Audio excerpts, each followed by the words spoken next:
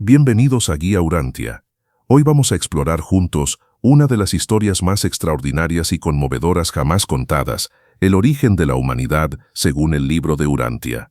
Y no te preocupes si eres nuevo en este fascinante universo de conocimiento, porque vamos a recorrer este viaje paso a paso, con calma y descubriendo verdades que probablemente cambiarán tu forma de verte a ti mismo y a toda la familia humana. Imagina por un momento que pudieras retroceder en el tiempo casi 1.000.000 de años. Imagina una tierra primitiva, salvaje, donde una pareja de gemelos, tomó una decisión que cambiaría para siempre el destino de nuestro planeta. Sus nombres son Andón y Fonta, y ellos son, literalmente, los padres de todos nosotros. Pero antes de conocer su historia, necesitamos entender algo fundamental: cómo llegó la vida a la Tierra. ¿Quiénes fueron los arquitectos cósmicos que prepararon nuestro mundo para que algún día nacieran seres como tú y como yo? Prepárate, porque lo que vas a escuchar es la tercera vía entre el creacionismo literal y la evolución puramente materialista. Es algo mucho más grandioso, la evolución supervisada. Para preparar este video, he consultado principalmente los documentos: 36, los portadores de vida; 58, el establecimiento de la vida en Urantia; 62, las razas protohumanas del hombre primitivo; 63, la primera familia humana; y 65, el supercontrol de la evolución, además de referencias complementarias de los documentos 45, 64, 108, 110 y 111. Como siempre digo en Guía Urantia, estos videos no pretenden sustituir la lectura directa del libro de Urantia. Nada puede reemplazar esa experiencia personal de descubrimiento, sino todo lo contrario. Mi intención es despertar tu curiosidad, darte un mapa general del territorio y motivarte a que tú mismo explores estas páginas extraordinarias. Considera este video como una invitación a sumergirte en los documentos originales, donde encontrarás detalles, matices y profundidades que ningún resumen puede capturar completamente. Comencemos por el principio de los principios. El libro de Urantia nos presenta a unos seres extraordinarios llamados portadores de vida, y su nombre lo dice todo. Son literalmente los portadores, los transportadores, los diseñadores de la vida en los mundos evolutivos como el nuestro. ¿De dónde vienen estos seres tan especiales? El documento 36 nos lo explica con claridad. Los portadores de vida son los progenie de 3 personalidades preexistentes: el Hijo Creador, el Espíritu Materno del Universo y, por designación, uno de los 3 ancianos de los días que presiden los destinos del superuniverso correspondiente. Piensa en esto por un momento. Los portadores de vida no son seres cualquiera. Son creados por la máxima autoridad de nuestro universo local, Miguel de Nevadón, quien más tarde se encarnaría como Jesús, por el Espíritu Materno del Universo, y nada menos que por los ancianos de los días, esos seres primordiales que gobiernan los superuniversos. ¿Por qué los ancianos de los días participan en su creación? El libro nos da una razón poderosa. Estos ancianos de los días, que son los únicos que pueden decretar la extinción de la vida inteligente, participan en la creación de los portadores de vida. Es decir, solo quienes tienen la autoridad suprema sobre la vida pueden participar en crear a quienes la siembran. En nuestro universo de Nevadón hay nada menos que 100 millones de portadores de vida. 100 millones de seres dedicados a diseñar, transportar, implantar y supervisar la vida en miles de mundos, y están organizados en 3 grandes divisiones, con 12 grupos de especialistas cada una. Ahora bien, aquí viene algo que siempre me ha parecido profundamente hermoso. Los portadores de vida pueden diseñar los modelos físicos de la vida, pueden organizar las moléculas, pueden crear los patrones del ADN primordial, pero no pueden darle vida a esos modelos por sí mismos.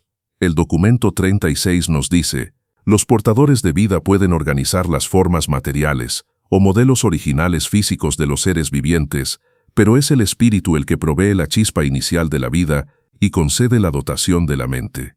¿No es esto maravilloso? La vida no es simplemente química compleja, hay algo más, algo que trasciende la materia, algo que viene directamente del espíritu. Los científicos pueden estudiar el ADN, las proteínas, los aminoácidos, Pero ese algo, que convierte la materia inerte en un ser vivo, sigue siendo un misterio que solo el espíritu comprende y otorga. Como dice bellamente el libro, una vez que los portadores de vida han diseñado los modelos originales de la vida, después de haber organizado los sistemas de energía, allí debe ocurrir un fenómeno adicional, se debe impartir el aliento de vida a estas formas sin vida. Es el Espíritu de Dios el que realmente contribuye con la chispa vital. Ahora viajemos en el tiempo, hace aproximadamente 600 millones de años. Una comisión de portadores de vida llegó a nuestro planeta, al que ellos llaman Urantia, que significa tu lugar en los cielos, para comenzar a estudiar las condiciones físicas. El documento 58 registra este momento histórico. La comisión de portadores de vida enviada de Jerusalén llegó a Urantia y empezó el estudio de las condiciones físicas, preparatorio para originar la vida en el mundo número 606 del sistema de Satania. ¿Escuchaste eso? Somos el planeta número 606 en nuestro sistema local. Y aquí viene algo fascinante. Urantia es un planeta decimal.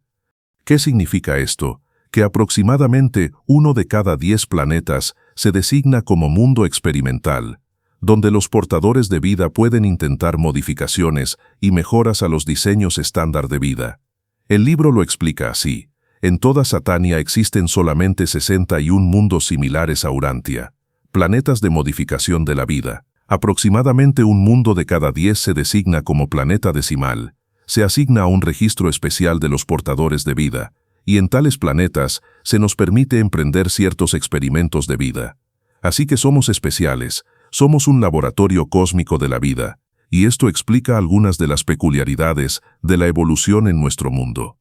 Después de estudiar las condiciones durante millones de años, los portadores de vida regresaron. Hace 550 millones de años, cuando los continentes se habían separado lo suficiente y había mares interiores cálidos y protegidos, sembraron la vida. En cooperación con los poderes espirituales y las fuerzas superfísicas, organizamos e iniciamos los modelos originales de vida de este mundo y los plantamos en las acogedoras aguas del ámbito. Nos cuenta el portador de vida que escribió estos documentos. Y no fue una sola siembra, sino 3 simultáneas. La implantación central, en la región eurasiático-africana. La implantación oriental, en Australasia. La implantación occidental, que incluía Groenlandia y las Américas. ¿Por qué 3? El libro lo explica con una lógica hermosa. Nuestro objetivo al hacer 3 implantaciones de vida marina era asegurarnos de que cada una de estas grandes masas terrestres se llevara esta vida consigo, en sus mares de aguas tibias, cuando la Tierra subsecuentemente se separara. Previeron que los continentes se separarían, supieron que grandes océanos dividirían las masas terrestres, y por eso sembraron la vida en 3 lugares diferentes, para que ningún accidente geológico pudiera extinguir toda la vida del planeta. Ahora viene algo crucial, para entender la filosofía del libro de Urantia sobre la evolución. Los portadores de vida no crean la vida instantáneamente y luego se van. Tampoco la dejan evolucionar al azar, sin ninguna guía. Hacen algo intermedio, supervisan. Durante las edades comprendidas entre el establecimiento de la vida y el emerger de criaturas humanas de estado moral, los portadores de vida tienen permiso de manipular el medio ambiente de la vida y direccionar de otras maneras favorablemente el curso de la evolución biológica. Pueden manipular el ambiente, pueden favorecer ciertas líneas evolutivas, pueden, como buenos jardineros, podar aquí, fertilizar allá, proteger esto, eliminar aquello. Pero, y este es un gran pero, hay un límite absoluto.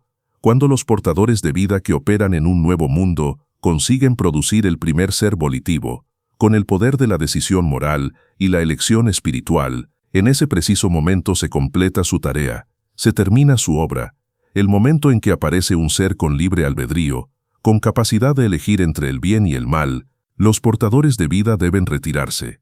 A los portadores de vida no les está permitido experimentar ni interferir con la voluntad, no se les permite dominar o influenciar arbitrariamente a las criaturas morales. Esta es la tercera vía, ni creación instantánea, ni evolución ciega, evolución supervisada hasta el umbral de la humanidad, y luego libertad total. De las algas marinas a los lémures, durante cientos de millones de años, la vida evolucionó en Urantia bajo la supervisión atenta de los portadores de vida. El documento 65 nos dice que observaron y fomentaron no menos de 1000 cepas mutantes de vida diferentes, cualquiera de las cuales podría haber dado origen a los seres humanos si las condiciones hubieran sido diferentes.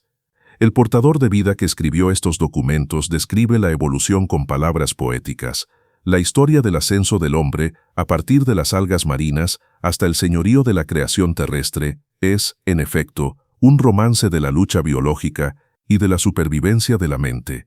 Los antepasados primordiales del hombre, literalmente, fueron el limo y el cieno del lecho oceánico.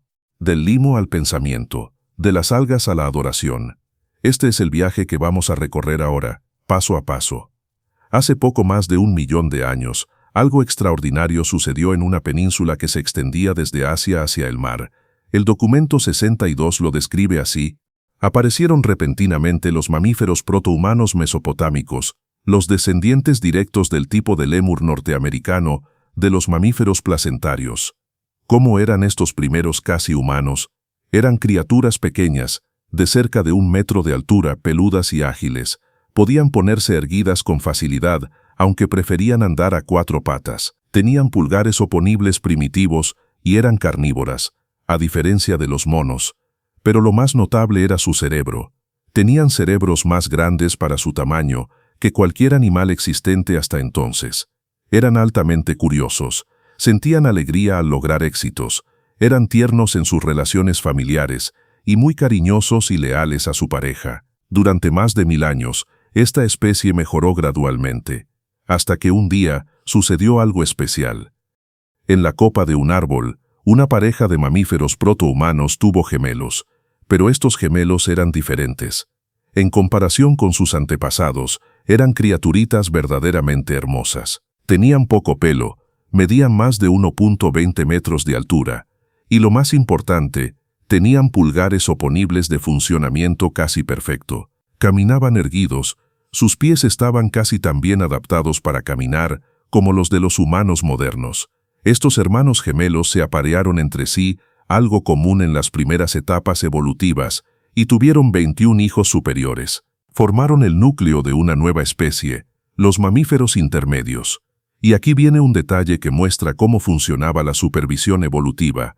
Estos mamíferos intermedios dominaron su región durante casi 15.000 años, 600 generaciones. Fueron los primeros en construir viviendas elaboradas, tanto en las copas de los árboles como refugios subterráneos con túneles múltiples. Finalmente, una pareja veterana de mamíferos intermedios dio a luz a gemelos aún más extraordinarios. El libro lo describe con emoción contenida. Ahí nacieron gemelos, los animales más interesantes e importantes que jamás hubieran nacido en el mundo hasta entonces, pues eran los primeros de la especie nueva de los primates, el próximo paso vital en la evolución prehumana. Estos primates insistían en caminar erguidos desde muy pequeños. Alcanzaron más de 1.50 metros de altura, sus cabezas eran proporcionalmente más grandes. Y esto es crucial. Aprendieron a comunicarse mediante señas y sonidos, aunque nunca pudieron hacer que su tribu entendiera estos símbolos nuevos. A los 14 años, estos gemelos primates huyeron de su tribu para criar su propia familia. Establecieron la especie que durante las siguientes 900 generaciones, aproximadamente 21.000 años, daría origen a los primeros seres verdaderamente humanos. Aquí el libro de Urantia hace una aclaración importante que distingue su narrativa de la teoría evolutiva convencional. Contemporáneamente con los primates superiores que originarían a la humanidad, otra pareja de mamíferos intermedios, un macho y una hembra particularmente retrasados, también tuvo gemelos. Estos gemelos inferiores fueron los ancestros de los simios modernos. De este modo se ve fácilmente que el hombre y el mono están emparentados solo porque los dos descendieron de los mamíferos intermedios. El simio no es nuestro ancestro directo, es nuestro primo evolutivo. Y llegamos al momento cumbre de nuestra historia. El documento 62 nos da la fecha exacta. Desde el año 1934 después de Cristo hasta el nacimiento de los primeros 2 seres humanos, hay exactamente 993.419 años. Casi 1 millón de años atrás, en algún lugar de las tierras altas, de lo que hoy es la región entre Afganistán y Mesopotamia, nacieron dos gemelos que cambiarían todo. Un varón y una hembra. Los primeros seres humanos del planeta Tierra. El documento 63 abre con estas palabras conmovedoras. En muchos aspectos, Andón y Fonta fueron la pareja más notable de seres humanos que jamás hayan vivido sobre la faz de la Tierra. Esta maravillosa pareja, los verdaderos padres de toda la humanidad, fueron en todos los sentidos superiores a muchos de sus descendientes inmediatos, y fueron radicalmente diferentes de todos sus ancestros, tanto inmediatos como remotos. ¿Escuchaste eso? Los primeros humanos fueron superiores a muchos de sus descendientes. No eran simples brutos primitivos, eran extraordinarios. Andón y Fonta. Estos son los nombres que recibieron en el universo de Nevadón, no los que usaron en vida. ¿Qué significan? Andón es el nombre de Nevadón, que significa la primera criatura semejante al Padre que exhibe hambre de perfección humana. Fonta significa la primera criatura semejante al Hijo que exhibe hambre de perfección humana. Hambre de perfección humana. ¡Qué descripción tan hermosa! No eran simplemente animales inteligentes, tenían un anhelo, una sed, un deseo de ser mejores, de alcanzar algo más alto. Eso es lo que los hizo humanos. ¿Y cómo se llamaban entre ellos? Durante toda su estancia mortal en Urantia se llamaron mutuamente Sontaren y Sontaren. Sontaren significa amado por la madre. Sontaren significa amada por el padre. En la intimidad de su relación, él era el amado por la madre, y ella la amada por el padre.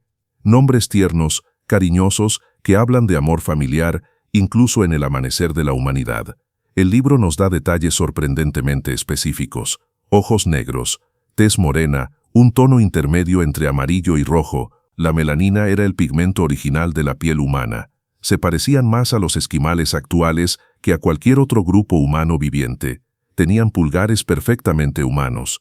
Sus pies eran tan perfectos como los de cualquier humano moderno. Eran caminantes y corredores, no trepadores. Cuando necesitaban subir a los árboles, lo hacían como los humanos modernos, abrazando el tronco como un oso, no balanceándose por las ramas como los chimpancés. En cuanto a su desarrollo, alcanzaban madurez completa a los 12 años. Su longevidad potencial era de aproximadamente 75 años. Pero lo verdaderamente distintivo de Andón y Fonta no era su físico, sino su interior. El documento 62 describe la aparición de emociones completamente nuevas en el reino animal. Muchas emociones nuevas aparecieron temprano en estos gemelos humanos. Manifestaban admiración tanto por los objetos como por otros seres y exhibían considerable vanidad. Pero aquí viene lo más importante. El adelanto más extraordinario en el desarrollo emocional fue la aparición repentina de un grupo de sentimientos nuevos que eran realmente humanos. El grupo dado a la adoración, que comprendía el pavor, la reverencia, la humildad e incluso una forma primitiva de gratitud. Piensa en esto. Por primera vez en la historia de nuestro planeta, una criatura sintió reverencia. Por primera vez, un ser experimentó humildad ante algo más grande que él mismo. Por primera vez, alguien sintió gratitud por estar vivo. Esto es lo que nos hace humanos. No solo la inteligencia, sino la capacidad de adorar, de maravillarnos, de sentirnos pequeños ante la inmensidad del universo, y aún así sentirnos parte de él.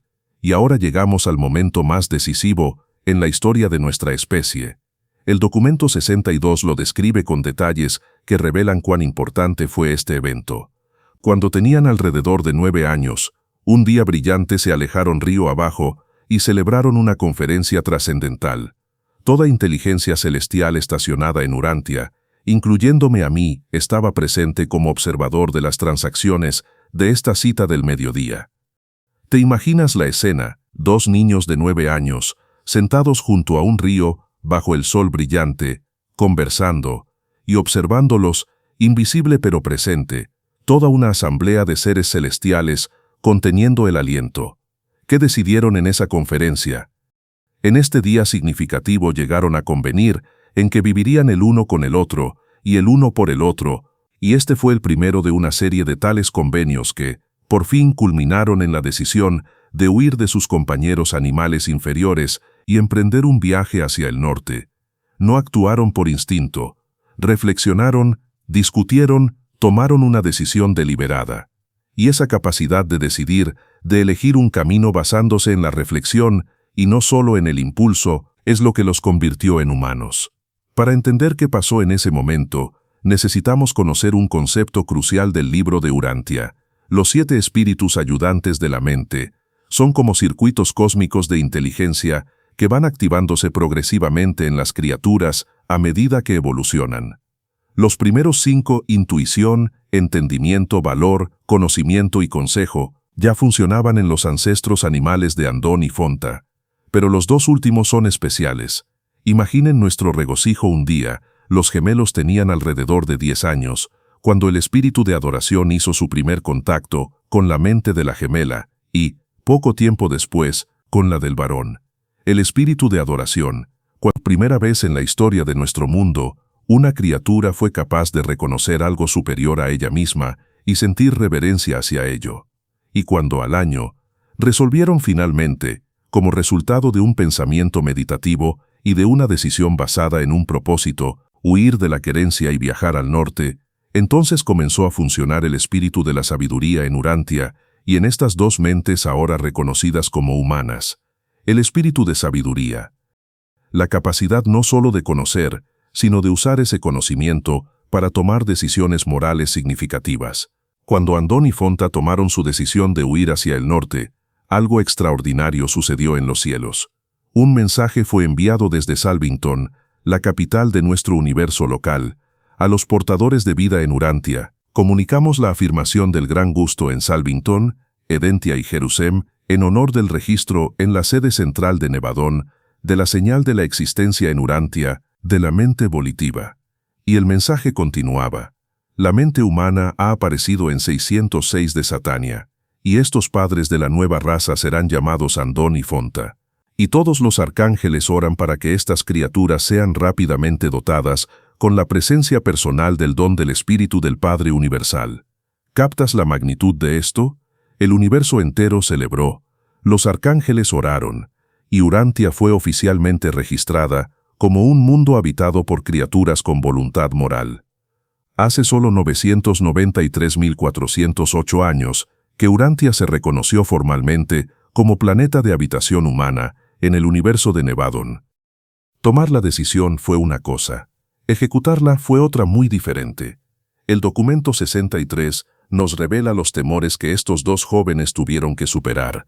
Después de decidir huir hacia el norte, sucumbieron a sus temores por un tiempo, especialmente el miedo de disgustar a su padre y a su familia inmediata.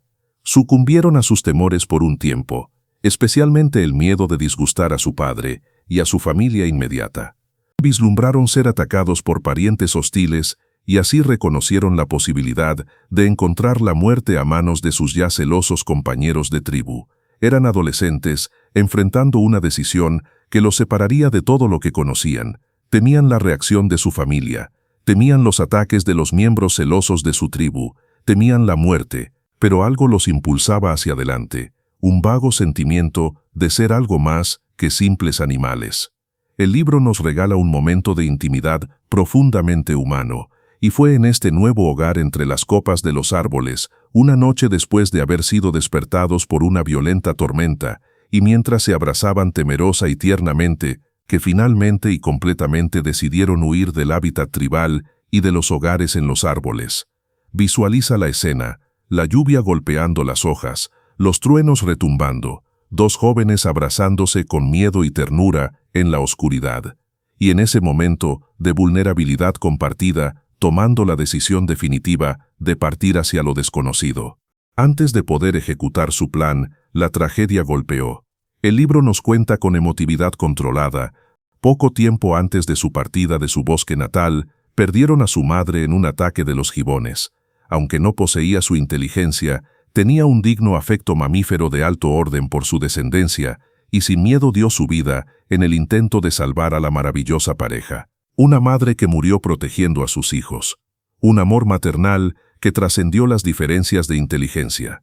Un sacrificio que quizás fue el impulso final que los convenció de partir. Y después de que Andón y Fonta partieron, su padre primate quedó devastado. Se negó a comer incluso cuando sus otros hijos le traían comida. Habiendo perdido a sus brillantes hijos, la vida no parecía valer la pena vivirla entre sus compañeros ordinarios. Así que vagó hacia el bosque, fue atacado por gibones hostiles y golpeado hasta morir. Un padre que murió de pena, que no pudo soportar la pérdida de sus hijos extraordinarios. Hay algo profundamente conmovedor en esta imagen, el último de los primates superiores, incapaz de vivir sin la presencia de aquellos que habían cruzado el umbral hacia la humanidad. Finalmente, a los 11 años de edad, Andón y Fonta emprendieron su viaje. Partieron poco antes del anochecer, razonando que era menos probable que fueran perseguidos durante la noche. Ya habían preparado un refugio secreto a mediodía de viaje hacia el norte. El viaje fue difícil. El sol de otoño estaba cada vez más bajo en el cielo. Las noches se volvían más frías, compartían el miedo mortal de los primates de estar en el suelo después del anochecer, pero siguieron adelante. En su viaje hacia el norte, descubrieron un depósito expuesto de pedernal y, encontrando muchas piedras adecuadamente formadas para varios usos, recogieron una provisión para el futuro. Ya estaban pensando en el futuro, ya estaban planificando, ya estaban actuando como humanos. Mientras tallaba los pedernales para hacerlos más útiles como herramientas, Andón hizo un descubrimiento accidental. Las piedras producían chispas al golpearse, y concibió una idea revolucionaria: usar esas chispas para encender fuego. Intentaron durante 2 meses utilizar la chispa del pedernal para encender fuego, pero solo encontraron fracaso. Cada día esta pareja golpeaba los pedernales y se esforzaba por encender la madera. Imagina la frustración, día tras día, golpeando piedras, viendo las chispas saltar y morir sin encender nada. 2 meses de intentos fallidos. Cualquier animal hubiera abandonado hace tiempo. Pero ellos persistieron. ¿Por qué? Porque eran humanos. Porque tenían un propósito. Porque podían visualizar un futuro diferente y trabajar para alcanzarlo. Y entonces el libro nos regala un momento que honra a la primera mujer de la humanidad. Finalmente, una tarde alrededor de la puesta del sol, el secreto de la técnica se desveló cuando se le ocurrió a Fonta trepar a un árbol cercano para conseguir un nido de pájaro abandonado. El nido estaba seco y era altamente inflamable y consecuentemente se encendió en una llama completa en el momento en que la chispa cayó sobre él. Fue Fonta quien tuvo la idea crucial. Fue Fonta quien tuvo la idea crucial. Fue ella quien pensó en buscar un material más combustible. Fue su ingenio el que resolvió el problema que los había frustrado durante 2 meses. Quedaron tan sorprendidos y sobresaltados por su éxito que casi perdieron el fuego, pero lo salvaron añadiendo combustible adecuado, y entonces comenzó la primera búsqueda de leña por los padres de toda la humanidad. Casi pierden el fuego de la emoción. Hay algo deliciosamente humano en este detalle, el descubrimiento más importante de su vida, y casi lo arruinan por la sorpresa del éxito. El libro describe esa noche con una ternura especial. Este fue uno de los momentos más gozosos en sus cortas pero llenas de acontecimientos vidas. Toda la noche permanecieron despiertos, observando arder su fuego, dándose vagamente cuenta de que habían hecho un descubrimiento que les haría posible desafiar el clima y así ser para siempre independientes de sus parientes animales de las tierras del sur. Toda la noche observando el fuego, sin dormir, hipnotizados por las llamas, comprendiendo, quizás por primera vez, que habían cambiado su destino para siempre. Los ancestros primates de Andón habían mantenido frecuentemente fuegos que habían sido encendidos por los rayos, pero nunca antes las criaturas de la tierra habían poseído un método para iniciar fuego a voluntad. Otros animales habían usado fuego cuando lo encontraban, pero Andón y Fonta fueron los primeros en crearlo, en controlarlo, en dominarlo. Esta es la diferencia entre usar la naturaleza y dominar la naturaleza. Casi 2 años después de su huida, nació el primer hijo de Andón y Fonta. Lo llamaron Sontat. Sontat fue la primera criatura nacida en Urantia que fue envuelta en coberturas protectoras al momento del nacimiento. Este detalle aparentemente simple marca un punto de inflexión. Los animales no envuelven a sus crías, los humanos sí. El instinto de proteger, de cuidar, de abrigar a los más vulnerables estaba emergiendo en toda su expresión. Con Sontad apareció el instinto de cuidar apropiadamente a los infantes cada vez más débiles, característica del desarrollo progresivo de la mente intelectual, en contraste con el tipo más puramente animal. Andón y Fonta fueron padres prolíficos. Tuvieron 19 hijos en total, y vivieron para disfrutar de la asociación de casi 50 nietos y media docena de bisnietos. 19 hijos, 50 nietos, bisnietos. En solo 42 años de vida, fundaron un clan entero. La familia residía en 4 refugios rocosos adyacentes, o semicuevas, 3 de las cuales estaban interconectadas por pasillos que habían sido excavados en la piedra caliza blanda, con herramientas de pedernal ideadas por los hijos de Andón. Construyeron un verdadero complejo habitacional. Excavaron túneles, crearon herramientas, establecieron una comunidad organizada. El libro describe la psicología de esta primera familia humana. Estos primeros andonitas manifestaban un espíritu de clan muy marcado, cazaban en grupos y nunca se alejaban mucho del lugar de residencia. Parecían darse cuenta de que eran un grupo aislado y único de seres vivos y que por lo tanto debían evitar separarse. Sabían que eran especiales, intuían que eran diferentes, y protegían esa diferencia permaneciendo unidos. Y entonces, cuando tenían 42 años, la tragedia golpeó. Andón y Fonta trabajaron incesantemente por la nutrición y elevación del clan. Vivieron hasta la edad de 42 años, cuando ambos murieron durante un terremoto por la caída de una roca saliente. 5 de sus hijos y 11 nietos perecieron con ellos, y casi una veintena de sus descendientes sufrieron heridas graves. Murieron juntos como habían vivido. El terremoto que los mató fue el mismo que destruyó parte de su clan, pero sus descendientes sobrevivieron. La humanidad continuó. Andón y Fonta fueron literalmente los padres de toda la humanidad. Su plasma germinal, su ADN, diríamos hoy, fluye en cada ser humano que ha existido jamás. El libro nos dice que incluso cuando el príncipe planetario Caligastia llegó a Urantia, miles de años después, su personal corporizado recibió plasma vital derivado del linaje andónico. Pensemos ahora en sus contribuciones, una por una. El fuego, el descubrimiento más importante de la civilización primitiva. Las herramientas de piedra. Andón ya usaba hachas de piedra antes de salir de la tribu. El lenguaje. Antes de la dispersión de los clanes andónicos, ya habían desarrollado un lenguaje bien formado con casi 50 palabras e ideas, que siguió creciendo día a día. La construcción fueron los primeros en crear viviendas elaboradas excavadas en la roca. Pero quizás su mayor contribución fue invisible, fueron los primeros adoradores. Los primeros que sintieron reverencia ante algo más grande que ellos. Los primeros que experimentaron gratitud por la existencia. Tanto Andón como Fonta recibieron ajustadores del pensamiento, fragmentos del Padre Universal, que residen en la mente de los mortales de voluntad moral. Fueron los primeros seres en Urantia en recibir esta dádiva divina. Las razas posteriores, andonitas y Sangik, durante cientos de miles de años, los descendientes de Andón y Fonta, los andonitas, fueron la única raza humana en Urantia. Se expandieron por Europa, Asia y África. Medio millón de años después de Andón y Fonta, surgieron las 6 razas de color, las razas Sangik, de una familia andonita especial: roja, naranja, amarilla, verde, azul e índigo. Pero todas descendían, en última instancia, de la pareja original. Andón y Fonta no solo vivieron y murieron, sobrevivieron. El libro nos cuenta su destino eterno. Andón y Fonta, los espléndidos fundadores de la raza humana, recibieron reconocimiento al momento de la adjudicación de Urantia con la llegada del príncipe planetario, y a su debido tiempo emergieron del régimen de los mundos mansión con estatus de ciudadanía en Jerusalén. Jerusalén es la capital de nuestro sistema local Satania.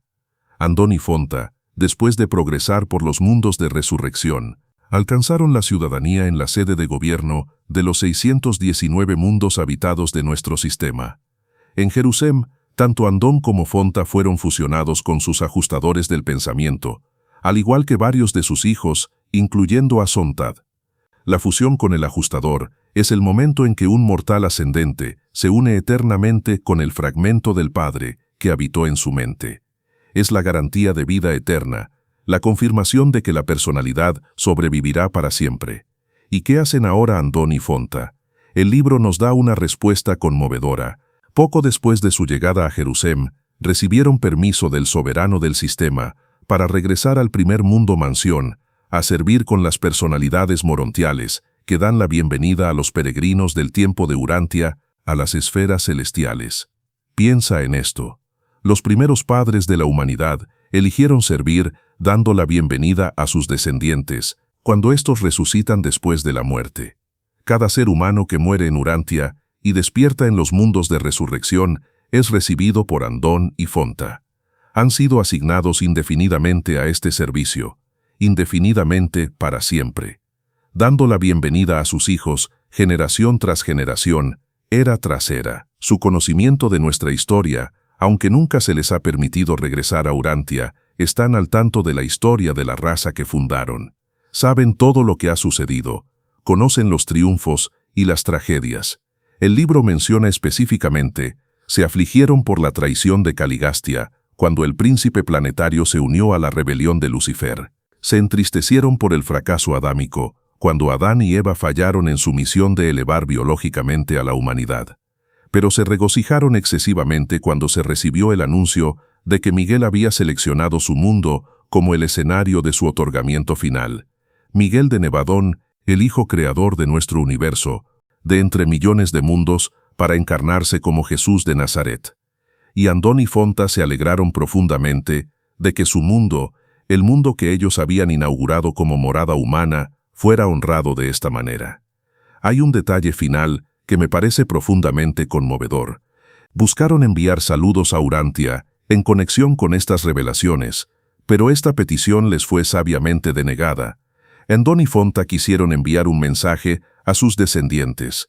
Quisieron decirnos algo, pero se les negó el permiso. ¿Por qué? El libro dice que fue sabiamente denegado. Quizás porque necesitamos descubrir ciertas cosas por nosotros mismos. Quizás porque su mensaje podría interferir con nuestro libre albedrío. Quizás simplemente porque no es el momento adecuado. Pero el hecho de que lo intentaron, el hecho de que después de casi 1 millón de años todavía piensan en nosotros, todavía quieren comunicarse con nosotros, todavía nos aman, eso dice todo lo que necesitamos saber sobre quiénes fueron y quiénes siguen siendo. El portador de vida que escribió estos documentos concluye con palabras que resumen todo lo que hemos explorado, y este es el relato del capítulo más heroico y fascinante en toda la historia de Urantia, la historia de la evolución, las luchas de vida, la muerte y la supervivencia eterna de los únicos padres de toda la humanidad. La historia más heroica, el capítulo más fascinante, 2 jóvenes gemelos que tomaron una decisión, huyeron hacia lo desconocido, descubrieron el fuego, fundaron una familia, vivieron, murieron y ahora sirven eternamente, dando la bienvenida a sus descendientes en los mundos celestiales. Esta es la tercera vía que el libro de Urantia nos presenta. No somos accidentes cósmicos surgidos del azar ciego. Tampoco somos creaciones instantáneas sin historia evolutiva. Somos el resultado de un proceso evolutivo supervisado por inteligencias amorosas que culminó en el glorioso momento en que 2 criaturas tomaron una decisión moral y cruzaron el umbral hacia la humanidad. Y cada uno de nosotros, cada ser humano que ha existido, existe o existirá, lleva en sus células el legado biológico de Andón y Fonta, y en nuestro espíritu llevamos el mismo hambre de perfección humana que los definió a ellos. Somos hijos de Andón y Fonta, somos hijos ascendentes de Dios. Y un día, cuando despertemos en los mundos de resurrección, seremos recibidos por nuestros primeros padres, quienes nos darán la bienvenida a la eternidad. Gracias por acompañarme en este viaje al origen de nuestra especie, según el libro de Urantia. Si eres nuevo en estas enseñanzas, espero que este video te haya abierto una ventana a un universo de posibilidades espirituales que quizás no conocías. Y si ya eres estudiante del libro de Urantia, espero que hayas encontrado nuevas perspectivas y detalles que enriquezcan tu comprensión. Recuerda, llevamos casi 1 millón de años de historia humana en nuestras espaldas, y tenemos una eternidad de aventuras por delante. Soy tu guía en Guía Urantia. Hasta el próximo video.